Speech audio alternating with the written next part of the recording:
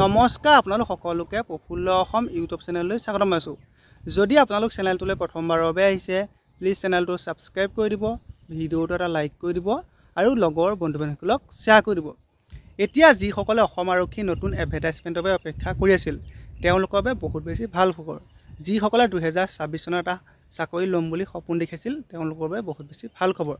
এইকেইদিন অসমৰ মাননীয় মুখ্যমন্ত্ৰী ডক্টৰ হিমন্ত বিশ্ব শৰ্মা ছাৰ বিভিন্ন জেগাত গৈছে। তাত কেণ্ডিডেটসকলে CM ছাৰক সুধিছে যে অসম আৰক্ষীৰ নতুন এডভাৰটাইজমেণ্ট কেতিয়া মুকলি হ'ব। আপোনালোকৰ সকলো জেগাতে CM ছাৰে কৈছে যে অসম আৰক্ষীৰ নতুন এডভাৰটাইজমেণ্ট নৱেম্বৰ মাহত মুকলি হ'ব। গতিকে আপোনালোকে নিশ্চিন্ত মনে থাকক, অসম আৰক্ষীৰ নতুন এডভাৰটাইজমেণ্ট নৱেম্বৰ মাহত পাই যাব। মাত্ৰ নিজক ভালদৰে সাজু কৰক।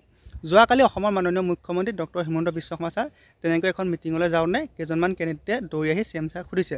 তেতিয়া CM ছাৰে নিজে কৈছে যে নৱেম্বৰ মাহত অসম আৰক্ষীৰ নতুন এডভাৰটাইজমেণ্ট মুকলি হ'ব।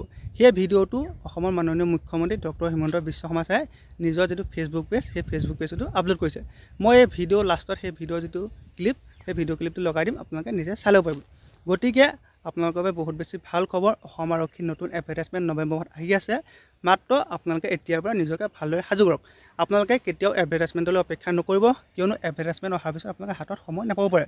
গতিকে যদি আপুনি অসম আৰক্ষীৰ এটা চাকৰি ল'ম বুলি ভাবি আছে, যদি আপোনাৰ অসম আৰক্ষী হোৱাৰ সপোন আছে, তেন্তে সেই সপোনটো আপুনি তেতিয়াহে বাস্তৱত পৰিণত কৰিব, নিজক যদি 100% সাজু কৰে।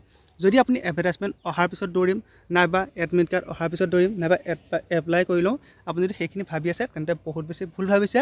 গতিকে আপুনি হাতত সময় থাকোঁতে এতিয়াৰ পৰা নিজকে ভালদৰে সাজু কৰক। আকৌ কৈছোঁ, অসম আৰক্ষীৰ নতুন এডভাৰটাইজমেণ্ট নৱেম্বৰ মাহত মুকলি হ'ব। ধন্যবাদ।